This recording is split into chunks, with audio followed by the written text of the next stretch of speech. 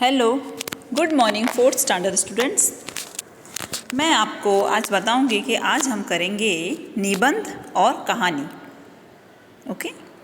और एक आपको मैं करवाऊंगी पत्र लेखन, वो मैं बाद में करवाऊंगी। आज हम यहाँ पर देख लेंगे निबंध और पत्र लेखन। निबंध में आपको करवाऊंगी राष्ट्रीय पक्षी मोर में। ओके।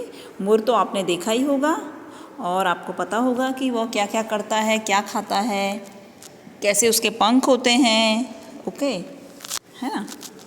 तो यहाँ पर मैं आपको राष्ट्रीय पक्षी मोर पर निबंध लिखाऊंगी और कहानी कौन सी लिखाऊंगी, ये वाली। ओके। उपकार का बदला, यह कहानी आपने बहुत बार सुनी और पढ़ी होगी। कबूतर और चींटी वाली। शिकारी आता है, कबूतर को मारने जाता है। ओके, है ना। चलो, कहानी आपको इसी तरह से आएगी। ऊपर ऑप्शन दिए हैं और नीचे खाली जगह दी है, इस तरह से आएगी।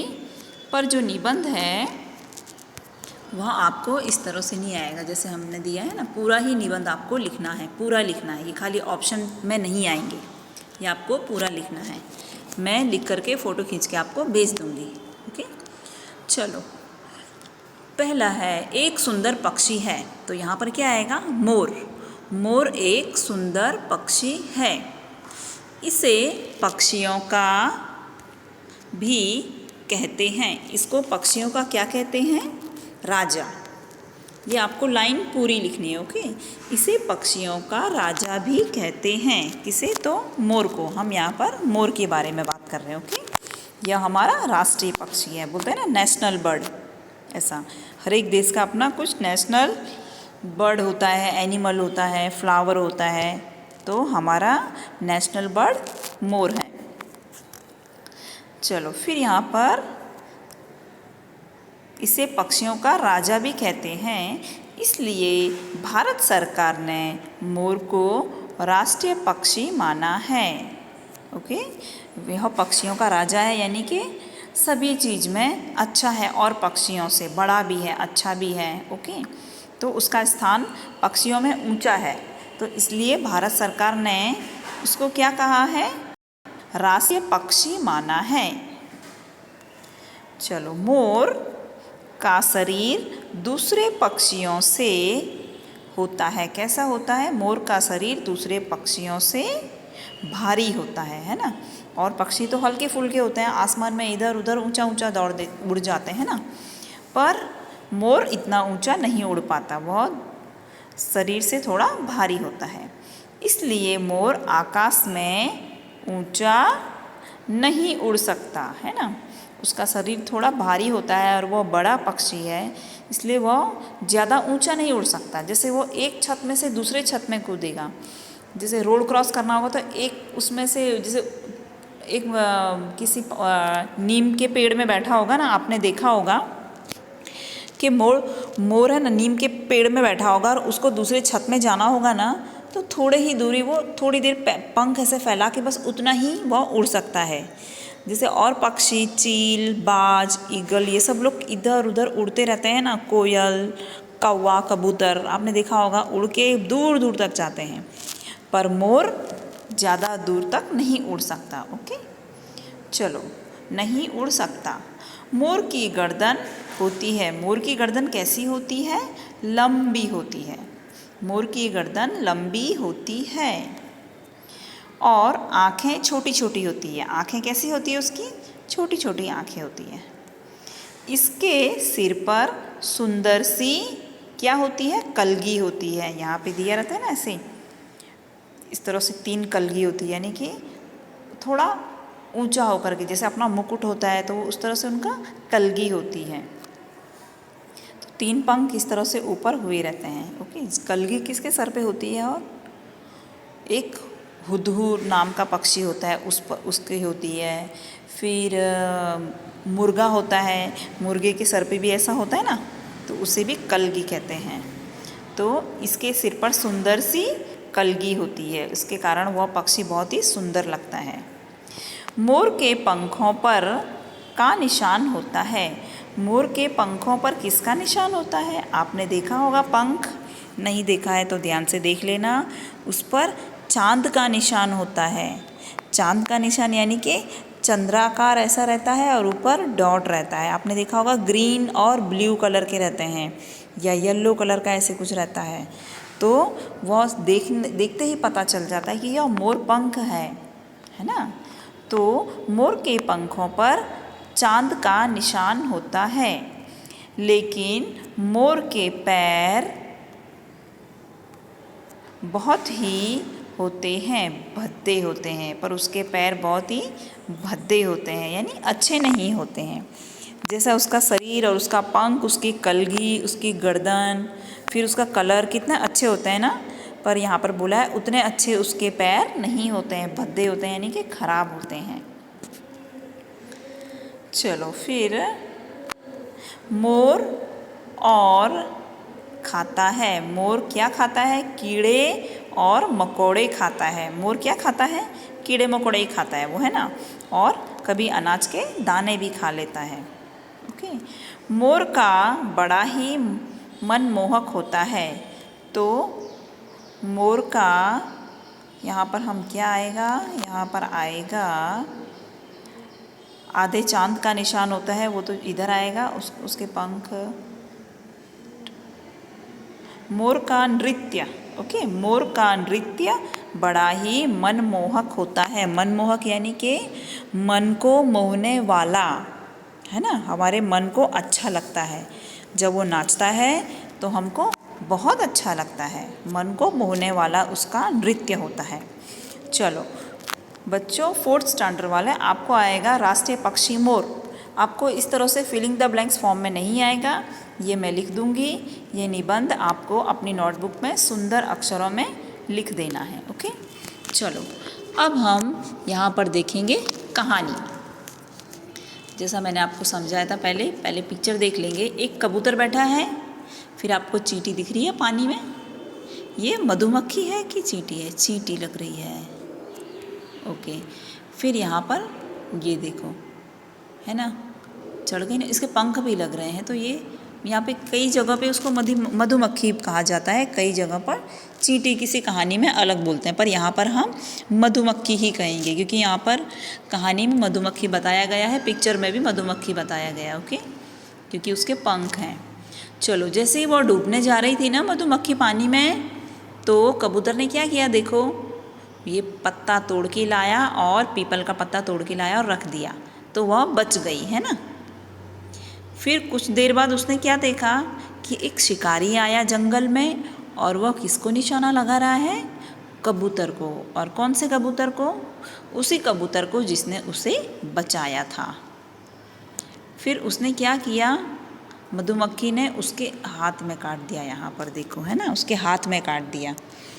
ओके, फिर उसके हाथ से बंदूक छूट गई। तो इस तरह से जोर से आवाज़ हुई और कबूतर बच गया। तो इस कहानी का क्या शीर्षक है? उपकार का बदला। उपकार यानी किसी का अच्छा किया है। हम किसी का अच्छा करते हैं तो बदले में हमारा अच्छा होता ही है। जैसे आपके पेरेंट्स हैं या आपके कोई भी आपके बड़े हैं, तो जब कोई प्रॉब्लम आती है, कोई मुसीबत आती है, तो आपके कोई भी दादा दादी, चाचा चाची या आपके पेरेंट्स दौड़ करके उसकी मदद करने जाते होंगे, है ना। आपने देखा होगा। क्यों करने जाते हैं मदद? कि अगर हम किसी का भला करेंगे, किसी का अच्छा करेंगे, तो कल को हमारा भी अच्छा होगा ही। ओके, तो उसे कहते हैं उपकार का बदला। चलो, यहाँ पर आपको जो कहानी पूछेंगे हम इस तरह से फिलिंग द ब्लैंक्स फॉर्म में पूछेंगे। ऊपर आपको ऑप्शन दिए होंगे। ओके, मधुमक्खी, शिकारी, कबूतर, धन्यवाद। धन्यवाद का अर्थ होता है थैंक यू। ओके, किसी का एहसान मानना। फिर पेड़, निशाना, डूबने, फिर तालाब, किनारे, भलाई, फिर काट और चीख। ओके, ये ऊपर आपको वर्ड्स दिए हुए हैं, इनकी सहायता से आपको यह कहानी पूरी करनी है। चलो, जंगल में एक था। तो जंगल में एक क्या था? तो हम क्या लिखेंगे यहाँ पर? ओके, जंगल में एक कबूतर था। ओके, हम यहाँ पर क्या लिखेंगे? जंगल में एक कबूतर था, यानी एक जंगल था, वहाँ पर कबूतर था। अब देखेंगे, तालाब के किनारे एक पेड़ था। क्या लिखेंगे हम? यहाँ पे पिक्चर में हमको दिख रहा है ना, तालाब के किनारे एक पेड़ था, उस पर एक कबूतर बैठा था। उस पर कौन बैठा था? एक कबूतर बैठा था। तभी एक, फिर तालाब में गिर गई। तभी एक, तो कौन गिर गई तालाब में? मधुमक्खी। तभी एक मधुमक्खी तालाब में गिर गई, उसके पंख भीग गए। हाँ, यहाँ पे मधुमक्खी बोला तभी उसके पंख दिखाए थे, है ना। तो अगर उसके पंख भीग जाएंगे तो वह क्या हो जाएगी? पानी में डूबने लगी। उसके पंख भीग गए और वह पानी में डूबने लगी। वह पानी में क्या करने लगी? नीचे डूबने लगी। कबूतर ने मधुमक्खी को डूबते देखा। कबूतर ने क्या देखा? कि मधुमक्खी डूब रही है। उसने फौरन एक पत्ता तोड़ा। यहाँ पर आएगा पत्ता। उसने एक पत्ता तोड़ा और तालाब में डाल दिया। पत्ता मधुमक्खी के पास गिरा। पत्ता कहाँ गिरा? मधुमक्खी के पास में गिरा। मधुमक्खी पत्ते पर चढ़ गई और तालाब के किनारे आ गई। तालाब के यहाँ पे आएगा किनारे आ गई। फिर यहाँ पर देखेंगे, उसकी जान बच गई। वह मधुमक्खी बच गई। ओके, चलो। उसने कबूतर को दिया। उसने कबूतर को क्या दिया? धन्यवाद किया। उसने बोला कि थैंक यू, आपने मेरी जान बचाई। फिर देखेंगे हम, एक दिन उस जंगल में एक आया। कौन आया? तो ऊपर ऑप्शन हमको दिए हुए हैं। शिकारी। शिकारी किसे बोलते हैं? जो दूसरों को, पशु पक्षियों को मारता है। शिकारी जो शिकार करता है, दूसरों को मारता है, पशु पक्षियों को। ओके। एक दिन उस जंगल में एक शिकारी आया। उसने कबूतर पर साधा। क्या साधा उसने? तो आएगा निशाना। उसने कबूतर पर निशाना साधा। ऊपर ऑप्शन में दिया हुआ है, यहाँ पे हमको नहीं दिखाई देगा। ओके। मधुमक्खी ने यह देखा, तो मधुमक्खी ने देखा कि यह उसी कबूतर को मारने जा रहा है। वह उड़कर गई और शिकारी के हाथ में क्या कर लिया उसने? मधुमक्खी ने काट लिया। शिकारी के हाथ में काट लिया। शिकारी की क्या सुनकर? तो शिकारी की चीख। चीख यानी जोर से चिल्लाना कि काट दिया, चुभ गया उसको। आपको पता है ना, जब मधुमक्खी काटती है तो सुई की तरह चुभाती है जोर से, तो हमारी चीख निकल जाती है। तो जोर से चिल्लाना, चीख का अर्थ होता है चिल्लाना। तो शिकारी की चीख सुनकर कबूतर उड़ गया कि अरे ये चिल्ला रहा है, तो वो कबूतर उड़ गया। इस तरह मधुमक्खी ने कबूतर की जान बचाई। सच है, उपकार के बदले भलाई ही मिलती है। सच है, भलाई के बदले, यहाँ पे हम लिखेंगे भलाई। सच है, भलाई के बदले भलाई ही मिलती है। अगर तुमने किसी का अच्छा किया हो तो तुम्हारा अच्छा ही होता है। ओके, चलो, ये कहानी और निबंध कौन सा था हमारा? ये राष्ट्रीय पक्षी मोर। ये आपको पूरा लिखना है। ओके, आप अपनी नोटबुक में अच्छी तरह से लिख लेना। मैं पिक खींच करके आपको दे दूँगी।